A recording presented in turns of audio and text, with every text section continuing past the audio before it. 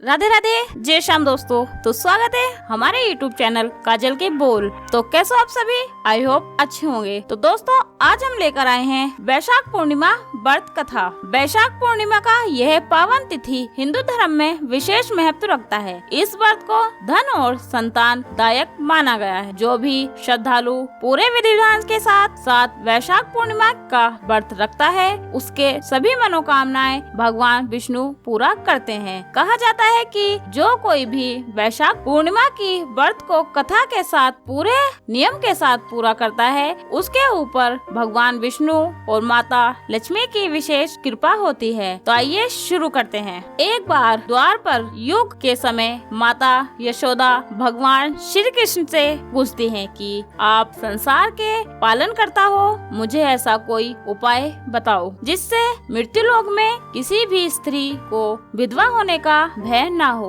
और ना ही उसे निसंतान होने का दुख रहे। तब भगवान श्री कृष्ण ने अपनी माँ से कहा कि मैं आपको एक ऐसे ही व्रत के बारे में विस्तार से बताता हूँ। सौभाग्य प्राप्ति के लिए हर महिला को 32 पूर्णमासी तक इस पावन व्रत को करना चाहिए। इससे संतान और सौभाग्य की रक्षा होती है। कार्तिका नामक नगर में राजा चंद्रहस्य राज करता था। उसके नगर में एक धनेश्वर नामक का ब्राह्मण भी अपनी पत्नी सुशीला के साथ रहता था। इनके घर में किसी प्रकार के धन संपत्ति की कोई कमी नहीं थी, लेकिन ब्राह्मण के कोई संतान ना था, जिसके कारण दोनों पति पत्नी बहुत दुखी रहते थे। एक बार उस नगर में एक साधु आता है जो सभी घरों से भिक्षा मांगकर गंगा नदी के किनारे भोजन कर जीवन यापन करता था, लेकिन वह साधु धनेश्वर के घर भिक्षा मांगने नहीं जाता था। साल यह देखकर सुशीला और धनेश्वर बहुत दुखी हुए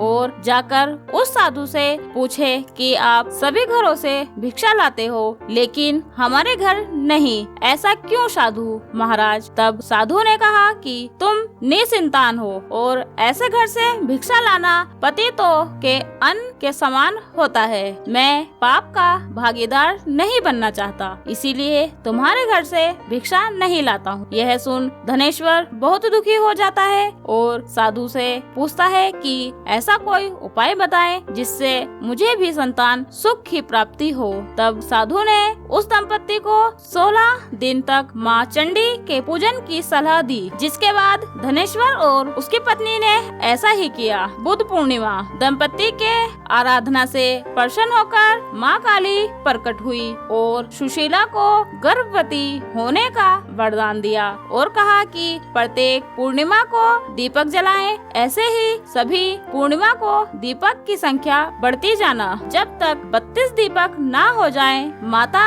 के आशीर्वाद के फल स्वरूप सुशीला गर्भवती हुई। काली माता के कहे अनुसार वह दीपक जलाती रही। माँ काली की कृपा और आशीर्वाद से दंपत्ति के घर एक पुत्र ने जन्म लिया, जिसका नाम धनेश्वर और सुशीला ने देवदास रखा। देवदास जब बड़ा हुआ तो धनेश्वर ने उसे विद्या ग्रहण करने के लिए काशी भेजा। काशी में देवदास के साथ एक अजीब दुर्घटना घटी, जिसके कारण धोखे से देवदास का विवाह हो गया। जब देवदास ने बताया कि वह अल्पायु में है, फिर भी उसका विवाह जबरदस्ती करवा दिया गया। कुछ समय बाद जब काल देवदास के प्राण लेने आए तो काल देवदास का प्राण नहीं ले पाया। तब काल ने यमराज से कहा कि वह देवदास के प्राण लेने में असमर्थ है, जिसके पश्चात यमराज ने इसके पीछे का कारण जानने के लिए भगवान शिव और माता पार्वती के पास गया। तब माता पार्वती